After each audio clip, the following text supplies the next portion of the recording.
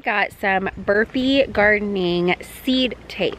So I had never seen this before and I thought the concept was really cool. Hey guys, welcome back to Grace Grown Farm. Cassie here. Today we are planting a cut flower garden. I have a circular raised garden bed that I don't have anything in there.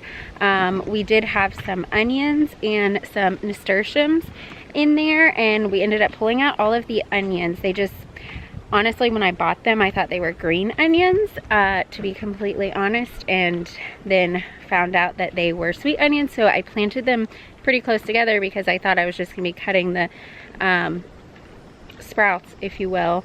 So I think they just didn't have enough room to grow, and I could have just thinned them, but by the time I realized it, they had been in there a while. So anyway, I just ended up pulling all those out of that bed.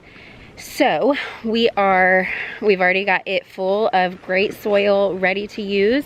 So I got some Burpee gardening seed tape. So I had never seen this before and I thought the concept was really cool. It's supposed to be eco-friendly. So while we plant it, we're gonna talk about the benefits of using seed tape. Now this is just speculation off of research that I've done and what I think the benefits of using the seed tape are gonna be. Again, we're planting them together for the first time ever. As you guys know, I am not an expert with homesteading or gardening.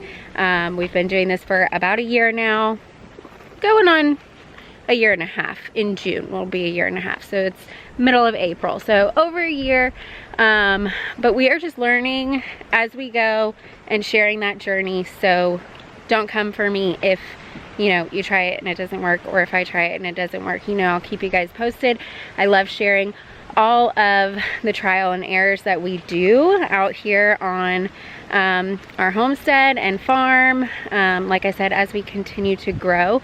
And that's really the only way that you are going to grow and learn, is just by trying. Like so many people are afraid. I hear a lot of people say, oh, I wish I could do that. You can, there are so many resources out there. I mean, I watch YouTube videos all day, every day. I mean, Google is your best friend. YouTube is your best friend. If you're trying to learn something, that's the only way you're gonna learn, is by taking action, and just starting somewhere. We all start somewhere. So anyway, let's get to it. That's enough chatter. Hey, girly girls. Oh, and just an update, we are getting a new chicken coop this week on Wednesday. So it's a really big, beautiful shed that we're converting into a chicken coop. And these ladies are gonna be happy to go in there. And Mr. Roo. We got some new girls, some black copper Morans. We got 4 of them and they're really pretty. It's a nice addition to our flock. And yeah, that's the update on the girls.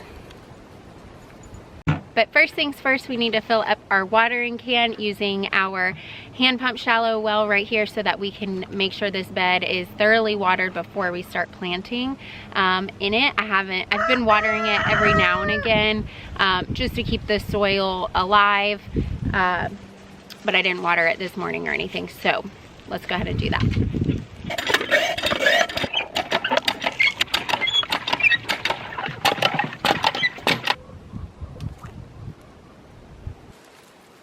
Help me plant some flowers, sir? Hi. Yeah. Oh yeah. All right, so this is our Olle raised garden bed. So I'll link a video here of us putting this together. It's fairly easy. I'll also link to this in the description below. We purchased it on Amazon. I'm not getting it super watered. I just wanted to get a pretty good amount of water in there, and then I'm just gonna mix it up with my hands. We do still have one nasturtium that came back after the frost. Here in Georgia, I'm in zone 9A. We had a couple freezes, which was really just out of character, I guess you could say, for our winter, and then they died back during the freeze, but one of them popped back up. So I think I'm just going to very carefully transplant her into the strawberry bed where we have other nasturtiums. You can check out that video here of me planting the nasturtiums and 5 reasons why you should plant them in your spring garden. All right guys, real life mom mode. Cooper's not feeling this right now, so I'm probably gonna get him out. I'm going to mute the video, do a voiceover with all the things that I learned. So have fun watching.